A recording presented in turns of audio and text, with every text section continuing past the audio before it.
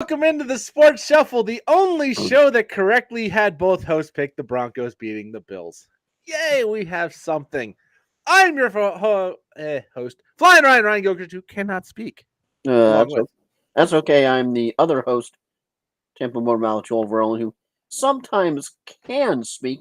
I just can't pick games worth much or apparently do well in 10-team leagues either this week. Yeah, Joel had a bad week when he went head to head against me. I was 11. 0 for 4 all teams. This year has been diddly poo. I've got some good ones. Megalo Bowl back to 500 at the top. That was a team that started really, really bad. This 4-6 team down here, that's a dynasty league. I'm not too worried about that. I have 6 first-round picks, and it's still a decent team. And the one at the very top, that 4-6 team was in a tie for last place every single week since the start of the season until now. And it's only one game back of a playoff spot. So don't panic. Still plenty of time for fantasy fortunes to change. But we're here to talk about week number 10. Usually by Thanksgiving, you tend to sort of know one way or the other. Yes. That goes for a lot of the teams in the NFL. That goes for a lot of fantasy teams. And of course, Thanksgiving's only about 8-9 days away. So it's coming up very quickly. Of course, this will be a slightly different schedule to the week. This is only going to be recaps. We're not going to talk about the Thursday Night Football game, which we have a good one this week because we'll do all of our picks tomorrow on Thursday anyways. How did they possibly get that wrong with it being a Thursday Night Football and it's a good matchup? That's not supposed to happen. I think that's somehow in the bylaws. I think they throw 4 games in that are good, so people are like, oh, man, that was a great game. They hope to get lucky on 2 or 3 more. And then it's like, well, it wasn't that bad. But, yeah, different schedule. All the recaps today, all the picks tomorrow. Flight to Buffalo for me on Friday to watch the Bills and Jets come off of defeats to play each other.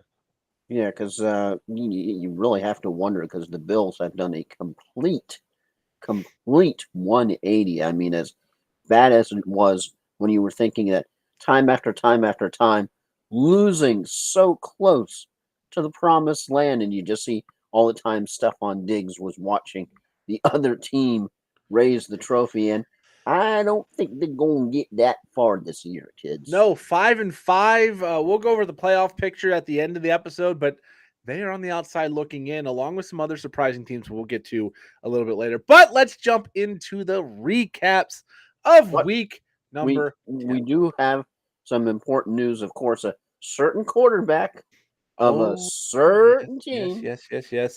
This would have come up when we got to the recap, but we might as well bring it up now because it is a big one. Deshaun Watson, after dealing with a shoulder injury for an extended period of time, gets an apparent ankle tweak in the game against Baltimore. But then today it comes out he also fractured his shoulder, and due to the timing relative to the rest of the season, he has to go under surgery. That will cause him to miss the rest of the regular season. They said if he could play through it, but if he gets hit in that same spot, it could have the shoulder, quote unquote, fall apart, which as a quarterback, you don't want your shoulder to fall apart. Trust me, I'm going through a little bit of a shoulder problem now from falling on it. I don't want to do it again because it'll make it worse. And obviously for a guy who's making $230 million, they want him on the field. Are we set, even though I know he had an amazing game, are we set to call him a potential bust yet?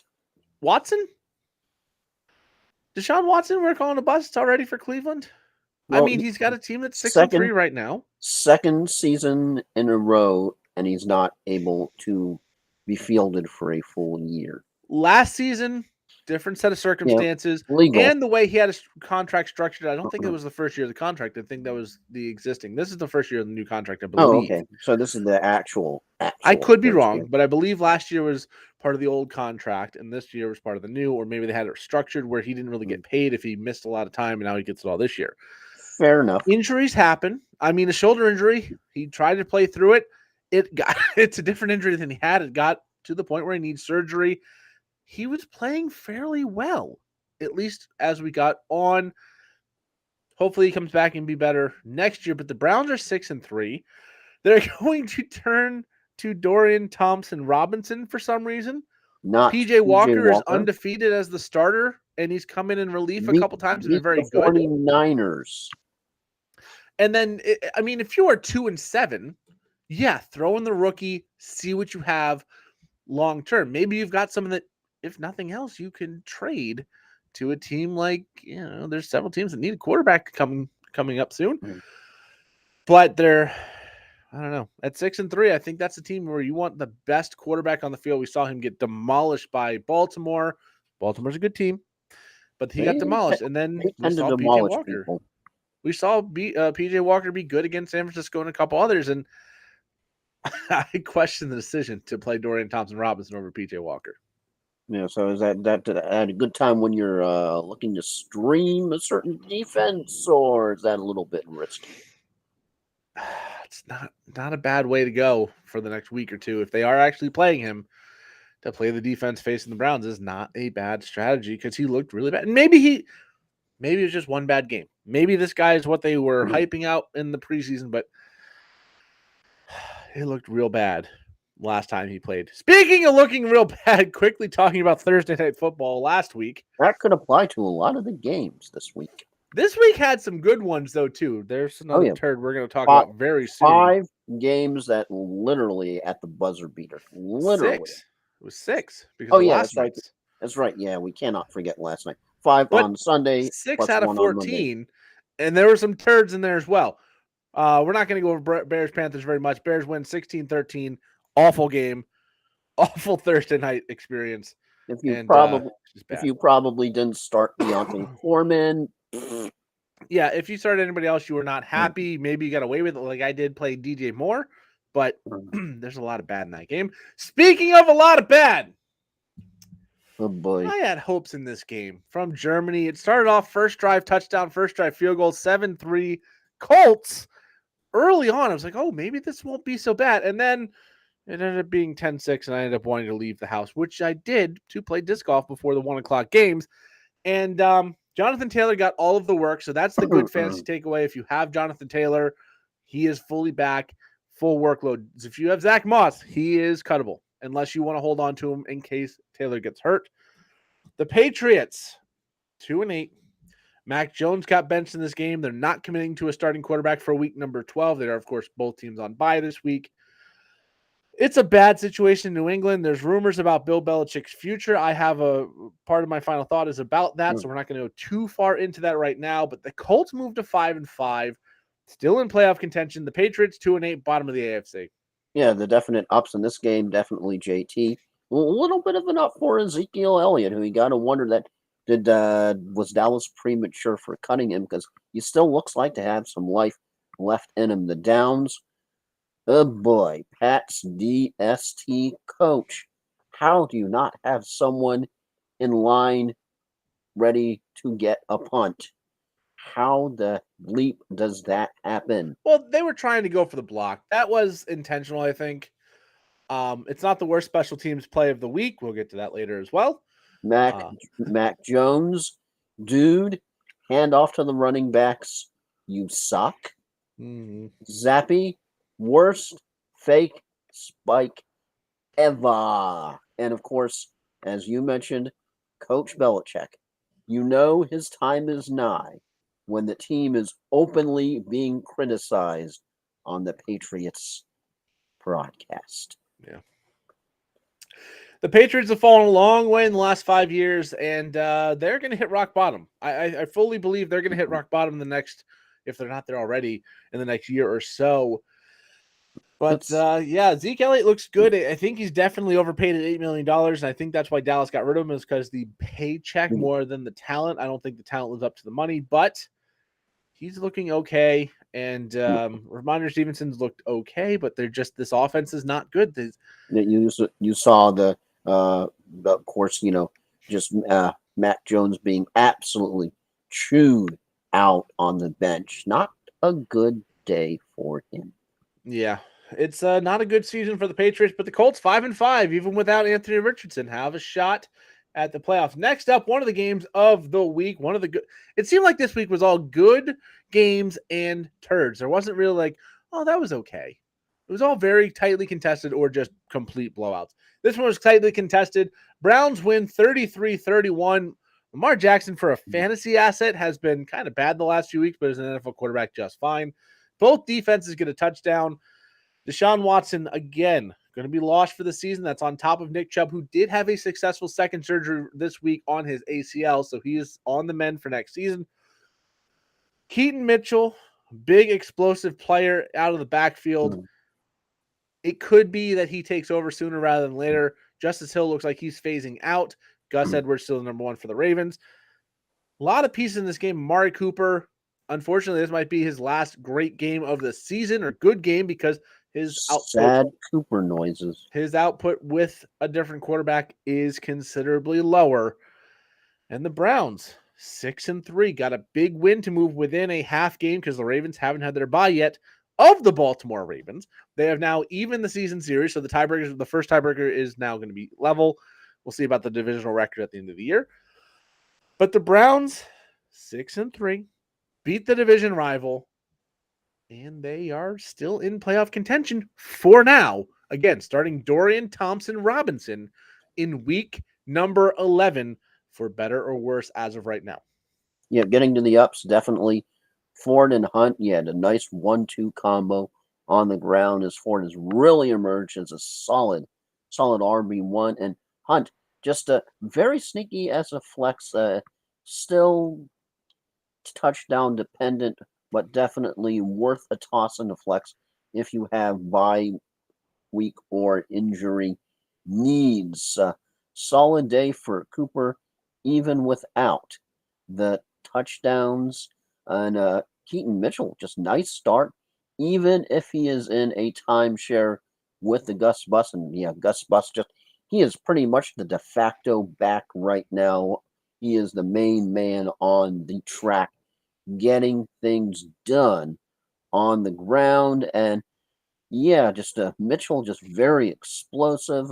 More of the running back touches moving forward, especially when you're talking about between the 20-yard lines. But Mitchell is definitely a sexy pick, but I think everything is dependent on what happens with the Gus Bus, because right now it's just a timeshare. And how about the Browns DST? Yeah, they made adjustments for Andrews after he absolutely burned them the last time that they faced each other. He had a day of being a mere mortal in week 10. And ODJ, 40 yards and a touchdown. Not sure if he is dependable play every week. I would say not on OBJ. One final note on Deshaun Watson. With that fractured shoulder, he fractured it before halftime, got the sprained ankle before halftime, and did not miss a single pass in the second half. Was 14 of 14 in the second half of that game. So going out on a high note this season, at least. And for the downs for this game, because there were definitely some downers, as Lamar, with another suboptimal day in the lost interceptions, hurt the team in reality football.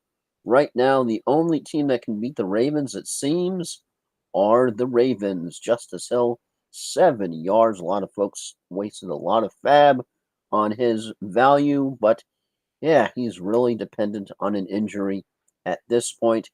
Biggest bust, that would be one Nelson Aguilar. 2 targets, zilch. Yeah.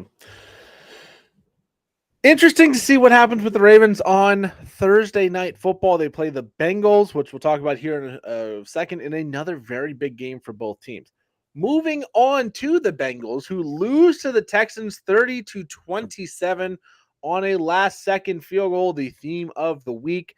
C.J. Stroud is a plus 3,000 candidate now for Vegas for MVP. He is essentially, at this point, a lock for offensive rookie of the year. That is not really in question as of right now. I couldn't think of anybody else who's remotely close to that level. The Texans tank. Dell looks great. Noah Brown has had literally the last 2 weeks in fantasy numbers that have matched season-long totals. The Texans, D'Amico Ryans has his team believing. CJ Stroud has the swagger, back-to-back weeks leading a late come back or late drive to win the game. They weren't behind in this one. But the Bengals, no T. Higgins. Joe Mixon a down week. Jamar Chase didn't look good until he had the big touchdown. Bengals got a gift on C.J. Stroud's second interception of his career to set up a tying touchdown, but the Texans were too much in this one. They win the game. They move to 5-4, and as of this moment, would be the 7 seed in the very deep AFC. Yeah, definitely Tank Dell's worthy starting even when Nico Collins is back, which I saw. I believe that he is going to be to play this week. He's practicing. As Dell received 14 targets and found the end zone. Just the targets alone, that's worthy of a stash if for some reason he's available. I wouldn't doubt it. But yeah, that's probably more likely Yahoo than sleeper in a non-deep league. As you mentioned, also Noah Brown getting things done now as Stroud is starting to look like he trusts him more and more.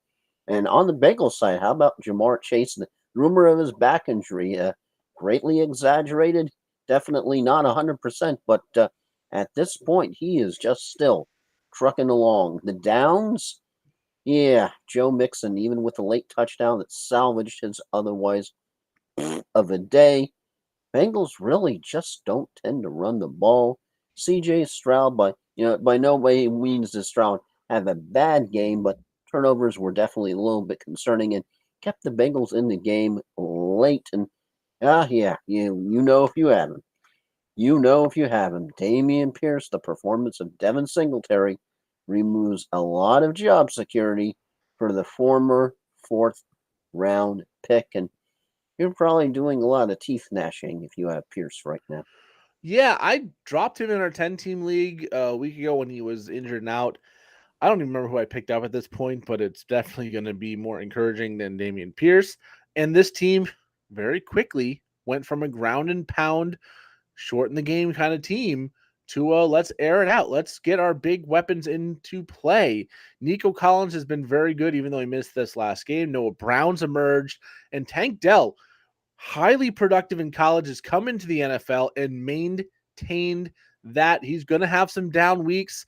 He's going to be a more consistent version of Gabe Davis because when he booms, he booms. But when he busts, which won't be as frequently as Gabe Davis, it might hurt a little bit. But wide receivers, again, are very inconsistent. So understand that if he booms 11 weeks of the year and busts for 6 or has average weeks the other 6, he's still a very good fantasy asset. So Tank Dell and CJ Stroud, I mean, the Texans, great rookie draft between those two and Will Anderson, just to name a few.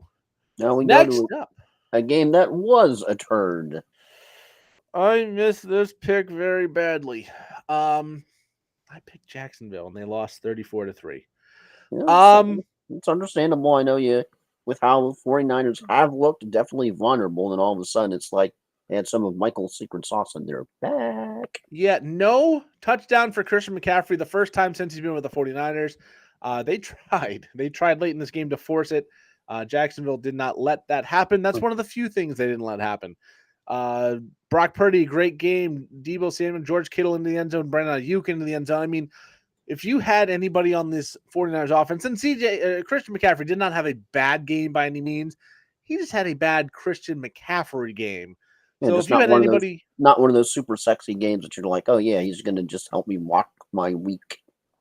Yeah, 16 carries for 95 yards, chipped in some receptions for some extra yards. How many running backs wish that was their day? Oh yeah, you're telling me right now like that one the Packers would have loved like one on the other team. Well, not two. ETN was down, but the Packers wouldn't love to see Aaron Jones go 16 for 95 right now with how they've been playing. No, it's a great game. It's just not a Christian McCaffrey game. The 49ers, though, the defense with Chase Young looked explosive, looked very dangerous. Jaguars coming off a bye, very disappointing. Of course, the arrest of Zay Flowers does not help things long term, but yeah, I think if you're a Jaguars fan, you have to just put this one behind you and ignore it. You're still 6-3. You're still winning that division by a game over Houston, who has the tiebreaker as of right now. And you lost to a team in the 49ers who, outside that 3-game losing streak, have been just a dominant team for a long period of time. So both teams exit 6-3. but definitely feeling very differently after this game. Yeah, another huge J for George Kittle, of course, who's just the heart of the 49ers team. A 66-yard pass for a score at the start of the second half, just to provide the catalyst for a 49ers victory. That is just one of those things that has to take the wind out of the sails big time of the poor Jags. And yeah, that was nice for the 49ers to have Debo back after a lean few weeks. He definitely, the superstar, provided some fantasy output.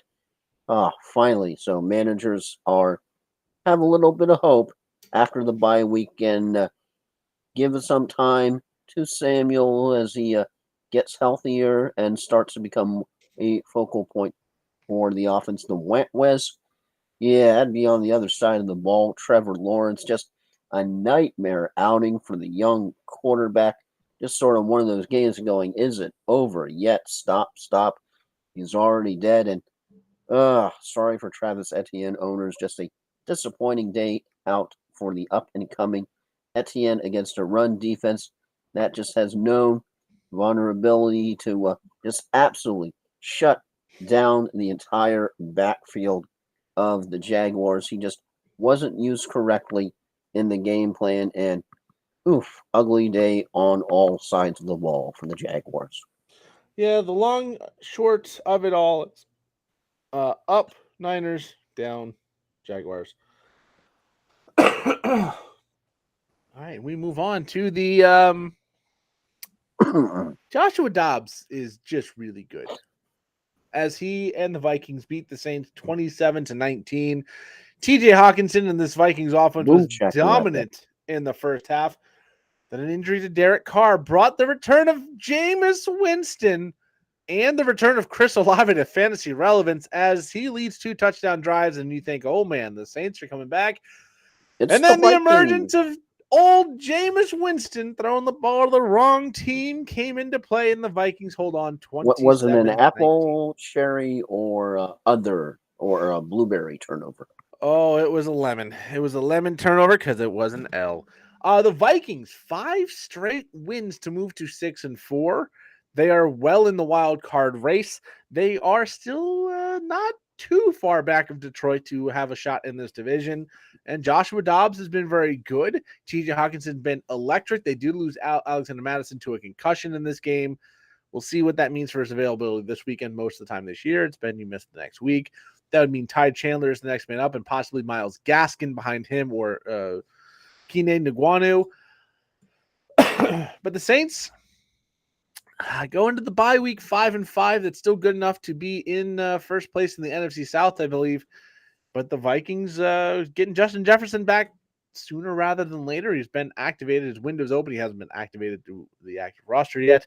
But the Vikings 6-4 after the doom and gloom of the 0-3 start, after the doom and gloom of the Kirk Cousins injury.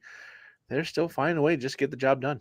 Yeah, there was no W eaten by Jameis Winston nor the New Orleans Saints yesterday as a definite 2-ups. Joshua Dobbs was accurate as a passer and made plays with his legs. He just looked more settled this weekend. You mentioned him, TJ Hawkinson, great game, over 100 yards and a touchdown. He was Dobbs' go-to guy, the 3 whams. Yeah, Derek Carr didn't play well and couldn't finish the game because of the shoulder injury as well as a concussion. So we may see more of the turnover machine next game, unless, of course, maybe he doesn't clear the concussion protocol in time.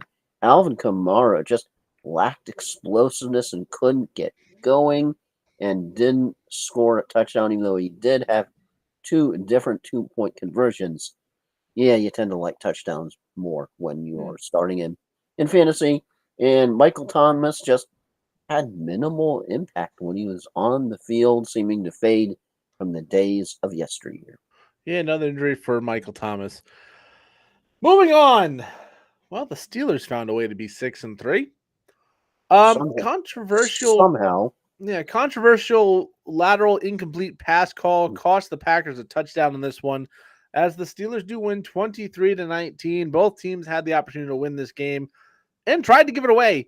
The Najee Harris and Jalen Warren led rushing attack was the key to the Steelers win. The Packers. Oh man, I don't know what you do because Jordan Love hasn't looked that bad, but he hasn't looked good enough to get wins.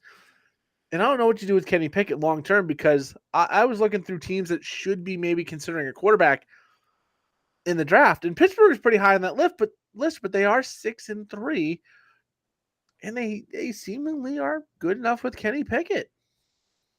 Yeah, Jalen Warren impressed as the Steelers' best running back. Jaden Reed and Mr. Wicks. I'm going to try to say this name, Dontavian. Thank you for the assist. Wicks, of course, both had flashes for Green Bay, just not enough of a flash as Jordan Love missed too many shots today. Just accuracy issues reared their ugly head once again. And yeah, Kenny Pickett just did not generally impress in the pocket today. And the Packers' backfield struggling as, save for one good real moment, that game was just it was a slog. Yeah, that was early on. It looked like it could have been a shootout. It turned out to not be a very interesting game to watch. But the Steelers at 6-3, they're a half game behind Baltimore and in the playoff picture right now. So if it ain't broke, don't fix it. For the Steelers, I guess that's where they're at. Next up, Buccaneers 20-6 win over the Tennessee Titans. Derrick Henry, I think it's time to be concerned. Tampa Bay does have a good run defense, so not the biggest surprise. Hopefully he'll get it going here soon because fantasy playoffs are coming. If you have him, you might not be in them, but good schedule once you get there. Baker Mayfield looked pretty good. Mike Evans, a good game, even though he had one of the worst drops in the end zone of all time, which he attributed to thinking ahead to what fan he's going to hand the ball to. And he dropped the pass. But the Titans, the Will Levis promotion to starting quarterback full time takes another hit in the long term. Tennessee is going to be in play for a quarterback in the draft. They fall to 3-6. I think it's time for them to turn the page to the future in any way they can. So expect a lot of Tajay Spears down the stretch run possibly. For the Buccaneers, they're 4-5. It's a bad division. A good win here. And, that division's soft, so they have a shot still to move up the ranks as they are now ahead of Atlanta as well. Yeah, just 2 ups. Mike Evans just continues to look like his elite self despite being 30 years old and playing behind a journeyman quarterback. Baker Mayfield will probably never live up to his first overall pedigree, but he still looks more than capable as a Tampa Bay Buccaneer. The two wins, yeah. Will Levis finally looked like a rookie, and his offense line didn't do him any favors, as this offense is just one that is difficult to trust. And it's sad when King Henry is the second whereas the Titans keep struggling like this. It's fair to question what kind of workload Henry will get late into games going forward. They're going to have to be ahead. Long story short, but they could get to a point where let's see what Tajay Spears has. It could also be one of those, let's punish Derrick Henry. Let's let him take all the hits because he is a free agent after the season. We'll save Tajay Spears for 2024. We'll see how that goes. Next up, the Cardinals beat the Falcons 25-23. Arthur Smith gets one defeat closer to being fired. Hold the phone. There was some quote from the there was confidence for him coming back next year. I'll believe it when I see it. However, they did at least get Bijan Robinson more involved. So just remember there was confidence expressed by Mark Davis for Josh McDaniels. Yeah, vote of confidence from ownership is not always what it sounds like. Yeah, we saw how well that worked out. I know you're going to get it turned around because if not, you're going to be gone. But the Cardinals with Kyler Murray, the offense looked a lot better. They got James Conner back as well. Hollywood Brown still not quite on the same page with Kyler Murray, but 4 touchdowns, including a drop on a little bit of an overthrow in the end zone that could have made his fantasy day better. But the Falcons fall to 4-6. They are now a game behind the Saints and a little bit behind the Bucs, a half game behind the Buccaneers as well. Cardinals 2-8. Kyler Murray is playing for his job long term, so The Cardinals need to get a few wins for him to be safe because they need to get well away from the top 10 of the draft if they can. That way, the Drake Mays and Caleb Williamses stay well away from their roster and Kyler Murray retains his job. But this Cardinals team has been scrappy all year. They got a big upgrade at quarterback, big upgrade back in the backfield. They also picked up Michael Carter from the Jets, who was put on waivers today.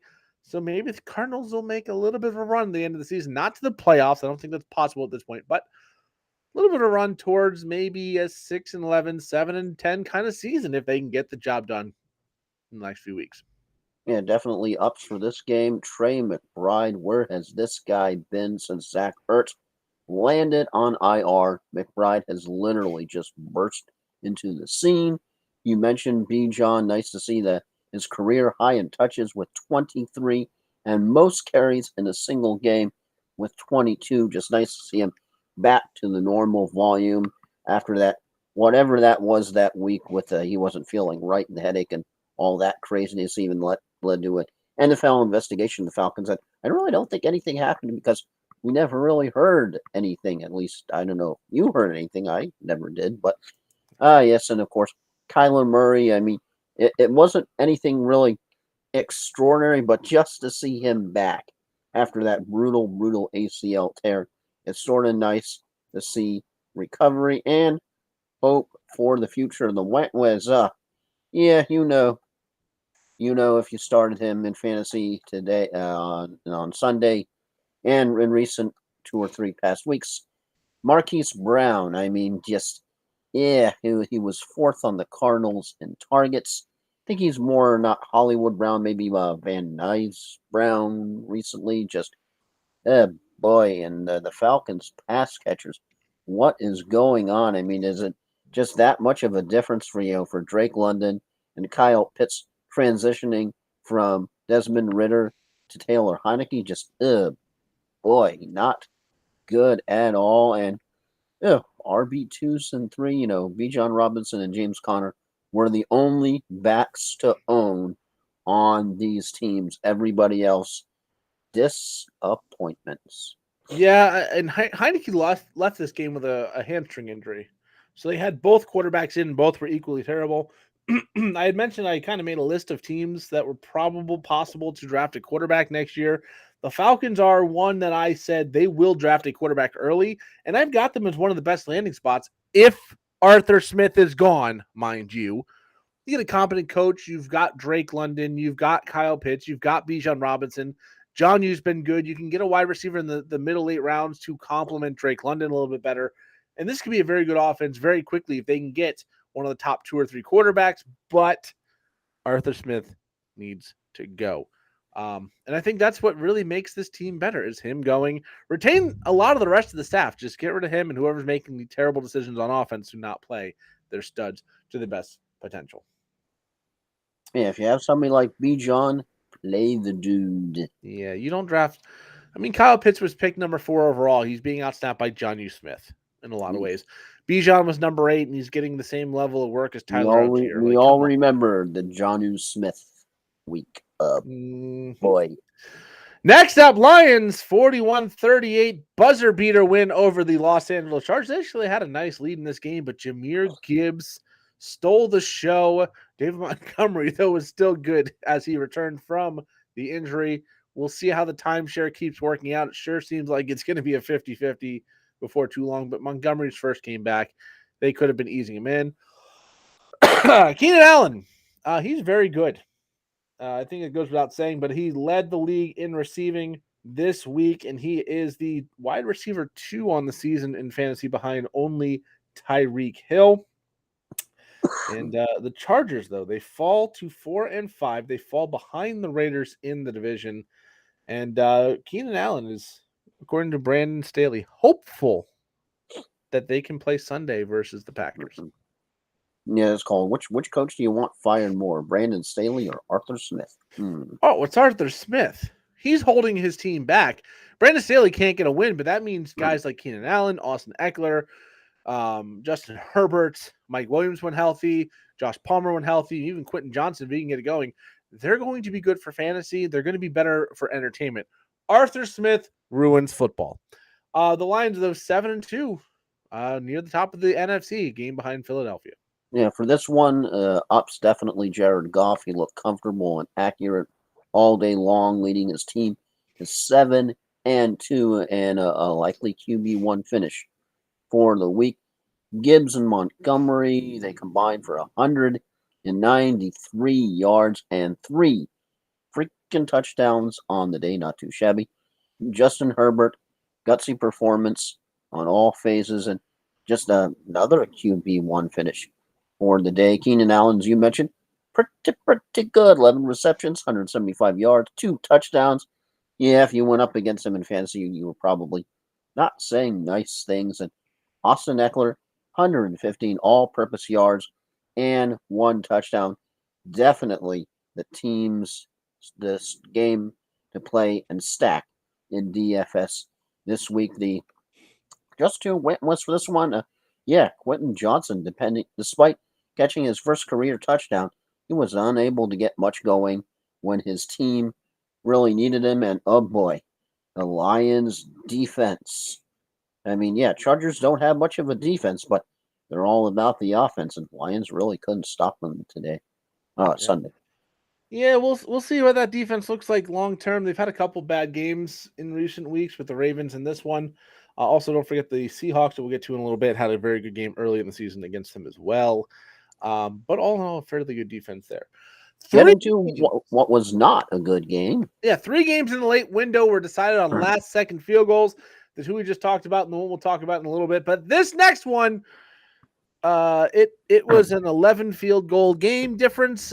It was the Cowboys winning 49-17, smashing the cover on the -17 spread. College football like spread. Yeah. And frankly, I know you mentioned beforehand the Tom Grossi Every Fan's Reaction video where they said, I can't believe we got 17 points. That was every fan's reaction to the Giants is, wow, they got 17. I was facing the Dallas defense. And I remember what happened to the Giants week 1. I'm like, oh, I'm screwed. Unless my team goes off, I'm screwed. I played Seattle's defense. They were outscored by Seattle's defense by a couple of points. And I only won by like 3 or 4. So it was a difference. The Giants did enough to help nerf the Dallas defense. But outside of that, CeeDee Lamb was insane. Ferguson, if you had a Dallas Cowboy who wasn't named Tony Pollard, who might be the person I was most wrong on this year in fantasy, by the way, is Tony Pollard. If you had a Cowboy not named Tony Pollard, you were very happy in this game. And then for the Giants, it's tough when you have Tommy DeVito. And he was on the injury report. He's expected to play, but they might be down to their 4th quarterback very soon. But the Giants, 2-8, the season is done. Just don't get Saquon Barkley killed. He is a free agent, though, going into next season as of now. He did sign the contract, not the franchise tender. Remember that weird, like, $900,000 kick they gave in before he signed because he didn't want to be the franchise tag.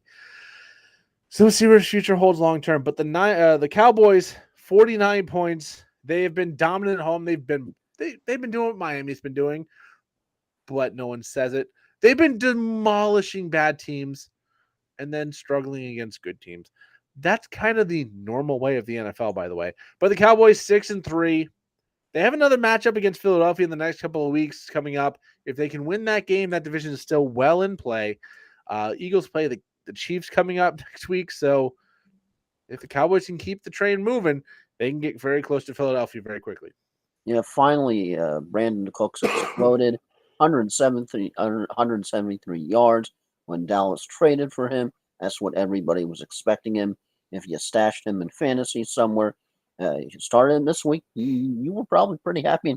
And just everything was going the way for Dak that he just, he was scrambling to the outside when he just, lobbed up for a, go get it. Just Dak could not do anything wrong.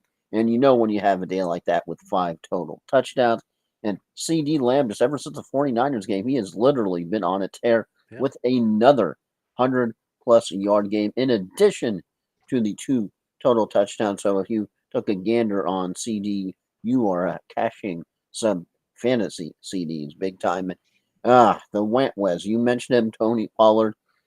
He was good enough by NFL standards, but not by fantasy standards, just kept out of the end zone again, bringing the streak up to 9 games now. Nine games. The entire Giants offense is the second with 61 team passing yards as oh my good God, just a lot of infighting on the sideline.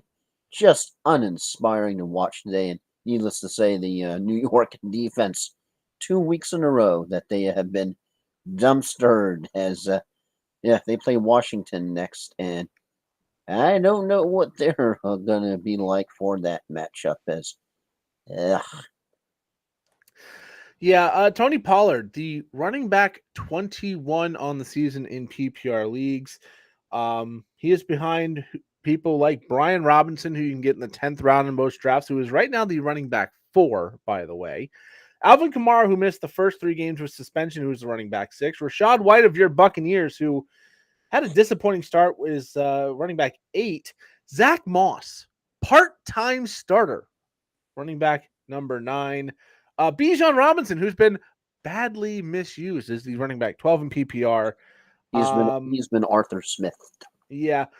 Jahmyr Gibbs, the rookie who wasn't getting the full opportunities, number 15. Gus Edwards, a part-time starter, number 16. James Cook, who we'll get to in a little bit, is 18. And Jerome Ford, who is a backup, who took the starting role. By the way, he is 0.2 of a point ahead of Devon Achane, who is eligible to come off the 4-week IR after missing the first week of the season. Next week, he is 0.2 of a point ahead. And this is a guy I thought, man, if this goes right, he can be the running back 1. Well, I was wrong. Anyways, we'll move on to the Seahawks game you mentioned earlier. Yeah, Brian Robinson had a great receiving day for the Commanders, but it was not quite enough as they lose to the Seahawks 29-26. The Commanders fall to 4-6. Not out of the playoff picture because Howell's been playing very good football for this team. Brian Robinson is stepping up in a big way. Again, running back 4 in PPR on the season. So an absolute steal in drafts like I thought he would be this year. The Seahawks, though, Ken Walker's looking good. Tyler Lockett looks to be the number 1 receiver, and DK Metcalf needs to get it going. But I think it was one of his better games this week as he had a ton of targets in this one. How many did he have exactly? I think it was 12 targets last week, and he had 7 catches for 98 yards. It was one of his best games of the season for fantasy. In fact, it was his second best game behind a 6 for 112 effort in week number 3 against Carolina. So hopefully this offense can keep it going. 6-3 is enough to be tied for first with the 49ers in the NFC West and towards the top of the NFC as a whole, even though Geno Smith and this offense has not reached full potential. Yeah, the ups for this game, the quarterbacks, as both Geno and Howell played well enough in the second half to win the game. And it's just kind of one of those games that it's a shame someone had to walk away with the loss. Tyler Lockett and DK were both instrumental in helping Seattle march down the field, especially on the final 2 drives. And Brian Robinson, as you mentioned, didn't get much of an opportunity on the ground, but plenty of work in the passing game through the air, including a 51-yard touchdown catch and run. The Wentz, Jahan Dotson, with Curtis Samuel back, Dotson once again took a back seat. It was fun while it lasted, kids. Terry McLaurin, not scary this week. Howell spread the ball around, but McLaurin faced tight coverage for much of the day. His fantasy output was limited as a result. That's when it's balanced is good for reality football, but not fantasy football. And Kenneth Walker in the third, scored on a 64-yard catch and run, but otherwise didn't really jump out. And a bit of a puzzling case, with all that talent that he has. Yep, and we're going to move on to the turd of Sunday night football. Raiders get the win 16-12. Josh Jacobs, a pretty good game. Second consecutive good game in 2 games without McDaniels as the head coach. So promising signs for Josh Jacobs going forward. They play the Dolphins next week. We'll see how that goes. The Jets offense is just absolutely horrible, and I get to see it live on Sunday. I Lucky can't wait. you. It was supposed to be Allen versus Rodgers, and instead we get Wilson, and we're all disappointed in that. You're going to put on the Carrie Underwood wig and singing "Been Waiting All Day" for Sunday night. No, fortunately, it's an afternoon game, so I don't have to do that. Been waiting all day for Sunday afternoon. Yeah, something like that. But the Raiders 5-5. Aiden O'Connell gets another win, and the Raiders, at the very least, defensively look a lot better since Josh McDaniels got fired. And I think the offense going. I mean, Devontae Adams had a good game, one of his better ones of the season, and Josh Jacobs got going. I think this team has a shot to be a sneaky 7 seed, but there's a lot of competition for it. The Jets. There's a lot of talk about Aaron Rodgers coming back middle of December, so you're thinking maybe that December 10th window, and I believe that's week 14 or week 15. But the Jets have to maintain it. If they're 4-8, 4-9, 5-8, I don't think they're going to bring him back just because they don't want to risk that injury. But Robert Saleh says he's an adult and he can make his own decisions. If he's good enough to play, he's going to be allowed to play, and we'll see what the Jets do. But 5-5 for the Raiders, 4-5 for the Jets. Big game for both teams coming up next week, as you know, they definitely need wins. Jets playing Buffalo, Raiders playing Miami. Yeah, the ups for this game. Yeah, that would be Garrett Wilson finally becoming the twinkle in Zach Wilson's eye as he's receiving targets and first looks on the readout. Michael Myers, just receiving touchdown. Just was just one of those thing of beauty. The pass just sort of looked like something right out of Madden in the back of the end zone, and you're just going, how did he catch that? But still, there was an even better catch on Monday night. We'll get to that one soon. Yeah, yes. And the other up, that would be the punter's legs on both teams, because there was a lot of punt. Should have been called punting.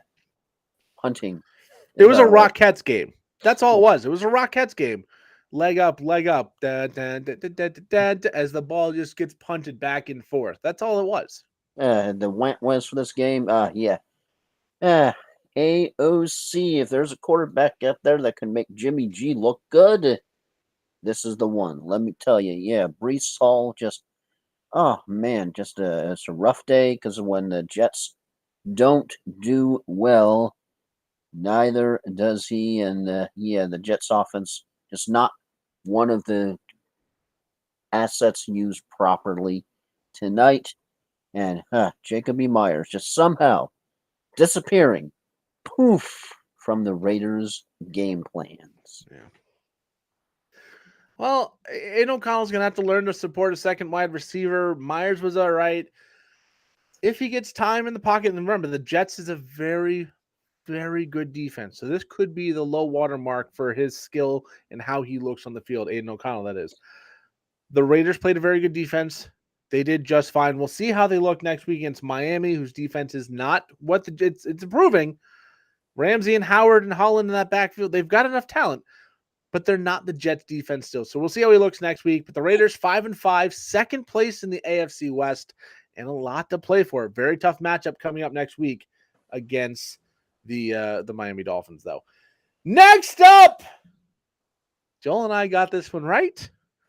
The Broncos win 24-22 on the back of several, probably a half dozen or more, well, probably even more than that, almost a dozen, self-inflicted Buffalo errors. 4 turnovers, 3 by Josh Allen, 2 interceptions and a fumble, 1 by James Cook. A couple of very debilitating penalties on the last drive, including one that gives the Broncos a second chance at a 40-yard field goal that they missed the first time. 12 men on the field. You got to learn how to count. But the Broncos, Russell Wilson was the better quarterback in this matchup. I had a matchup where I needed Russell Wilson and Josh Allen to combine for about 38 points. Russell Wilson did his part. Josh Allen did not. Not so much. Remember, the Broncos lost 70-20 in week 3. They were 0-3 at that time. They're now 4-5. They've won 3 games in a row. They've beaten the Bills and the Chiefs the last couple of weeks. The Broncos are turning it around. Sean Payton has finally got in there and got the guys going the right direction. Vance Joseph has this defense looking so much better than they did a few weeks ago. And Ken Dorsey out as the offensive coordinator of the Buffalo Bills after this game. A lot of questions on Buffalo's side of things. We'll see how they look this week against a very good defense in the Jets, a team they have already lost to in the game that we lost Aaron Rodgers for what we thought was the season, at least. So it was mostly Zach Wilson that night as well. Bills, 5-5. Not well out of the playoff scene based on record, but I believe they're the 10th. We'll get to that here in a second. They're far down the standings, even though they're only half game out of that 7 seed right now. But they're losing games to guys like Denver, guys like Cincinnati, who are also in that wild card mix, and those tiebreakers can come back to bite them. Yeah, the ups for this game, definitely Javonte Williams. Not the most efficient night, but he dominated for the carries in the Broncos' backfield.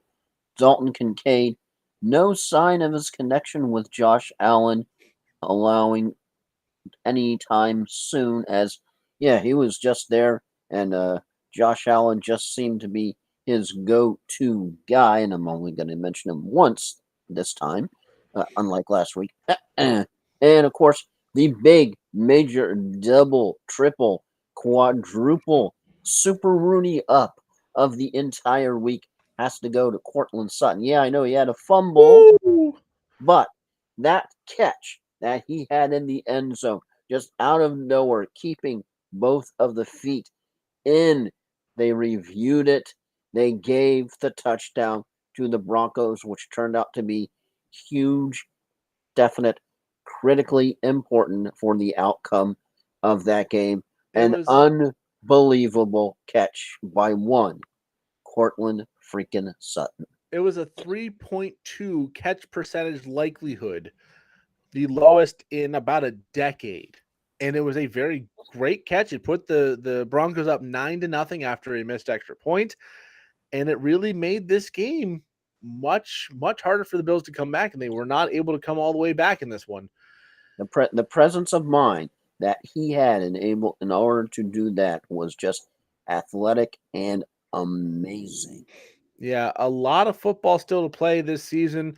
The Broncos don't have the toughest schedule. I'm not saying they're going to make a run to the playoffs, but I do think they're going to be in the hunt in week 16, week 17. Might be a very big uphill challenge, but the Broncos have turned things around mightily, and we'll see how it goes. The downs for this game very quickly. Before you're quickly, Gabe Davis, he did lead the Bills in receiving, but definitely disappeared for too much of the game, only catching 2 balls. It's the Gabe Davis. He boomed. He's a top player of the week, and then he's on the milk carton. Jerry Jeudy. Why does Russell Wilson barely look his way? As definitely Courtland Sutton seemed to be the favorite on Monday night. And the third one, you definitely know Josh Allen, because when you have a turnover from Allen, sometimes, but when you have the second interception, especially, is concerning. Fumble. When you have that fumble, when all of a sudden you're trying to hand off, he just dropped the ball, Cook, and just you're going like, what the actual bleep is going on? It's one thing for a quarterback running back exchange to not be sloppy. You missed your spot and you knock it out. He outright dropped the ball trying to hand it to him. And for a lot of fantasy leagues, it's a point for a fumble, 2 points more for a lost fumble. So, I lose a game by 4. He loses 3 possessions, 7 points on turnovers. It's just brutal. And Josh Allen leads the league in turnovers since he came into the league. He is a turnover machine. He's got a lot of Brett Favre tendencies in him. Brett Favre. But it's starting to hurt the Bills. Yeah. I think this will be gone when I get back. I just don't know. Next up, not the beer. Sports Shuffle is sponsored by Hydration. Hydration and Halls. Not actually Halls, but they should be. Next up, we're going to talk quickly about the current status of the standings in both conferences. Obviously, we're only 9 or 10 games in. Can you talk about standings when you're sitting? I'm going to do it while sitting. I'm not going to stand up. obviously we're only 9 or 10 games in. No one's eliminated from playoff contention quite yet, even though Carolina and New England, we obviously know we're not going to make it. So we're going to talk about every team very quickly. At the top of the conference, no change from the top 6. Chiefs at number 1, Ravens at 2, Jaguars at 3, Dolphins at 4, Chiefs 7-2, Ravens 7-3, Jaguars and Dolphins 6-3. Wild card team 6-3, Pittsburgh 6-3, Cleveland, and then 5-4, Houston Texans as the 7th seed because they own the tiebreaker head-to-head against the Cincinnati Bengals, who they beat last week, who are the 8th seed right now at 5-4 as well. 3 teams at 5-5, the Colts, Bills, and the Raiders, all at 5-5. The Chargers at 12 at 4-5, Jets 4-5, Broncos 4-5 and 14th, Titans 3-6, and the Patriots at 16th and 2-8. So I don't know if any of the teams are truly out of it other than maybe the Patriots. Titans, Broncos, Jets, Chargers need to get the ball moving in the right direction very quickly, though. In the NFC, Eagles on bye, still retain the number 1 seed at 8-1. Lions retain the number 2 at 7-2. 49ers remain at number 3 at 6-3. And the Saints remain at number 4 at 5-5, leaving the division. No change in the entire conference this week. Seattle at 5 at 6-3. Cowboys at 6-3.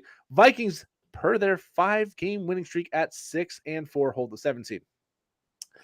The 8th seed is 4-5 Tampa Bay. So you see a little bit of a gap there between 6-4 and at the 7th seed and the 8th seed with the Buccaneers. Buccaneers have to get the job done to move up. Commanders 4-6, 9 seed, 10 seed Atlanta 4-6 as well. Green Bay, LA 3-6, 3-6, 11-12. The Bears, who still suck, are at 3-7, 13th in the conference. The Giants 2-8, 14th. The Cardinals, who are looking up, 2-8 at 15th, and the Panthers to the bottom of the league at 1-8. I don't know how much change we're going to see in the NFC side of things, really. So the Bears still suck even when they win. I mean, they beat the Panthers. They're playing the Lions next week. It's going to be a rude awakening. But yeah, with the Vikings a game and a half up on Tampa Bay as the next closest team in the conference, I'm not saying it can't change, but those 7 teams in the NFC, they may be your 7 teams in another 8 weeks or so. Where the AFC, I think there is plenty of time and plenty of room for some changes. With that, let's move to final thoughts, and we'll go to Joel. Yeah, my final thought sort of extends my final thought, I think, from a while back, because it's just a talking. I don't think anything is really going to be serious about it, but I was listening to another show, and one of the guests was mentioning that you have all of the John Gruden lawsuits going on right now, that he's literally taking the NFL to court. They're trying to prove it was Roger Goodell that was actually, in fact, the source of the leak of all the emails and all that insanity. And the person who's been following this entire thing suggested that Gruden could even come back to the NFL. And I'm sort of mulling this over, and I'm thinking, okay, the obvious place, because they were talking about, okay, here you have the Raiders, and the Raiders have 3 candidates per se to take over and be coach for 24. Of course, you have Jim Harbaugh with all that insanity that's going on. Yeah, I saw cheaters. And John Gruden was mentioned, and I'm going, yeah, there's less of a chance, 15%, that actually happens. Maybe even less than that, because I'm trying to figure out how, after everything that happened, they forced him to resign. Mark Davis was trying to put in and keep him and trying to back him up, and the pressure from the NFL forced him to have Gruden step down. So I'm trying to figure out how that crazy scenario could possibly happen, and I'm honestly just not seeing it. So with all the talk and all the chatter, I think it's going to be Antonio Pierce as the coach, and is the cheapest option for the Raiders, who are now paying $80 million to John Gruden not to coach, and Josh McDaniels not to coach. So they don't have a lot of money left, even though I know the NFL franchises seem to be like a money printing machine, but even they have a finite amount of funds available. So yeah, that's pretty much my final thought. You have some interesting Gruden chatter tossed out there, but I really think that they're in some Harbaugh chatter, but I really think it's going to be Antonio Pierce pretty much is the cheapest option for the Raiders available. Yeah, Rick Bisaccia was the interim head coach after John Gruden got fired. He did a great job, got the team in the playoffs, and they let him walk. He is now the special teams coach for the Green Bay Packers. I don't think they're going to let that happen again. Antonio Pierce, he's a heart and soul kind of guy. He's got this team wanting to fight and believe in him. When you have keep him around, when they're smoking cigars in the locker room, they're celebrating. Yeah, you want a team that buys in. You want a team that's happy. You want a team that's cohesive. And it seems like Antonio Pierce has that going. Raiders, don't make the mistake of letting this coach go like you did with Bisaccia. Mine is going back to Bill Belichick. And, of course, the 2-8 New England Patriots. There's a lot of rumors that Bill Belichick's time in New England is coming to an end. There were talks that maybe he wouldn't come back as the head coach from Germany if this game went poorly, and it went poorly, but they haven't fired him yet. I don't think that's going to happen. Mm-hmm. I do think Robert Kraft and this organization has enough respect for Bill and what he's done to let him coach out the season. But there are reports coming out today that Bill Belichick already knows where his next landing spot will be, which will be next season. And that rumor is that he has already basically said, I'm going to coach the Washington Commanders next year. That also means Ron Rivera will be out at the end of the year because, well, Bill Belichick's not going to be the assistant coach there. Sure. I don't know how true those rumors are, but I remember when you talk to head coaches and you talk to coaches on other rosters or players, it's called tampering. I don't know how a coach could say, I know where I'm going next year and not have some tampering going on. Yeah. But we'll see. I don't think that's a great place for Bill Belichick to go because the team's not good, but a good team's not firing their coach. You're not going to see Miami get rid of Mike McDaniel. We're not going to see Philadelphia get rid of Sirianni. We're not going to see a good team get rid of a good coach because Bill Belichick's available. You're going to see it on a team like Atlanta. Get rid of Arthur Smith. Bring in someone like Bill Belichick and maybe take him to the next level. Getting rid of Todd Bowles. Todd Bowles. Possibility. As far as Washington goes, I don't know if that's the best situation, but if Sam Howell continues to be good, that offense has some weapons, get good in the draft, good running game, who knows? Maybe it'll work. Of course, Bill Belichick within 30 games, the all-time wins record, 28, I believe, behind Don Shula, 29 to pass. He wants to coach as long as he can, but it's very clear right now, the way the Patriots are going with Mac Jones, he's not getting the win record in New England unless he coaches another 10 years, which I don't know if he's got that in. So we'll see. If he goes to the Commanders, the rumors were true and they leaked very early. All right, that's our time. We'll be back tomorrow with all of the Week 11 picks, including Thursday Night Football's Bengals-Ravens matchup. Joel is up 11 games after he let me pick up 4 last week. Yeah. And good God, that was a bad week. It was a bad week. Joel is not having as good of a fantasy season as I am. Again, I put my bad teams at the top because I'm an idiot. All my good teams down here, 9-1, 9-1 first place teams, 15-2 in a best ball first place team. I put those at the bottom. League of winning. Just turn it around, Yeah, league of winning 8-2. That's our 16 team, and that we had the live draft here. Joel's having I think you're 6-4 in that one. Yeah, it's a better one. I mean, let's quickly talk about that league because, well, it's a pretty competitive league. I mean, I'm first place and I am tied with somebody, but I'm 100 points up. Joel is 5th place at 6-4. I mean, that's a playoff team. You were 6-0, and now you're 6-4. So things have not gone perfectly, but 4 weeks left. You probably just have to win 2 of them to get in. And we'll see how that goes. But I'm having a lot of fun with fantasy, and it's hard to believe it's already week number 11. The playoffs are less than a month away. The end of the fantasy season is about 7 or 8 weeks away, depending on how actually 6 or 7 weeks away, depending on how your league is formatted. So enjoy it. It's going away faster than you want. You can't hold on to it. Also, the NBA in-season playoff game is still moronic. Did- We haven't Yeah, talked about that. We shouldn't talk about that right did now. you talk about Draymond Green? I know we usually don't talk NBA, but when somebody is going to get Can't put suspended people in a for, headlock. I know it's like they think it's the WWE or the AEW. I think that's the other one. So yeah, I just saw that, and this is the same dude. You type in Draymond Green to YouTube. There's actually a compilation of his fights. I remember got in trouble last year for stepping on somebody's knee. Yeah, he's kind of a pile of trash. The NBA is a steaming pile of something different. And frankly, this is more NBA talk than it deserves. So we're going to wrap things up. Football is better than basketball. If you watch the NBA, I'm sorry for existing. Go Clippers! Aren't you glad you got Harden? Oh, God. Watch hockey, be an adult. We haven't talked about the hockey player who had his life ended on the ice.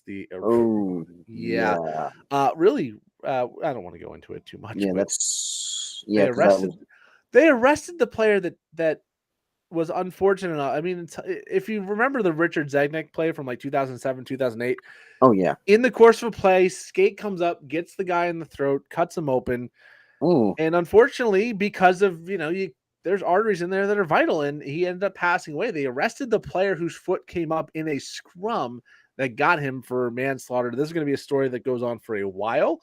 It's going to bring in neck guards in yeah. hockey. New safeguards.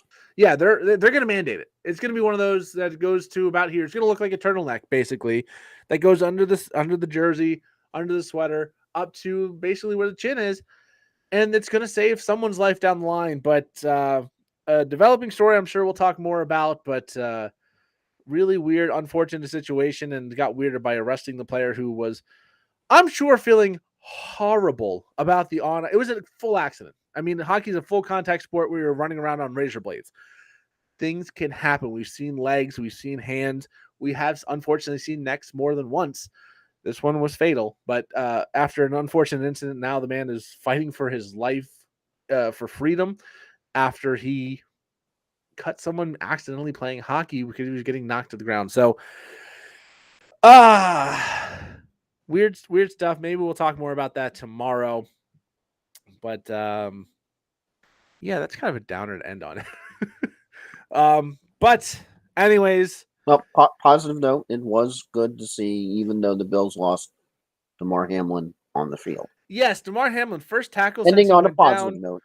I don't know if he deserves to be comeback player of the year because he really hasn't played. But it's hard to say. He died on the field multiple times and came back and played a single snap. He's not automatically it. But anyways, that's a debate for another time. But DeMar Hamlin, congratulations on being back. And with that more positive ending, I am flying Ryan Gokers along with Mr. Positivity. Tampa Motor Mouth Joel Verlin has no mention of a certain very famous person, hopefully, this week. I don't know who you're talking about. And before I find out, we go!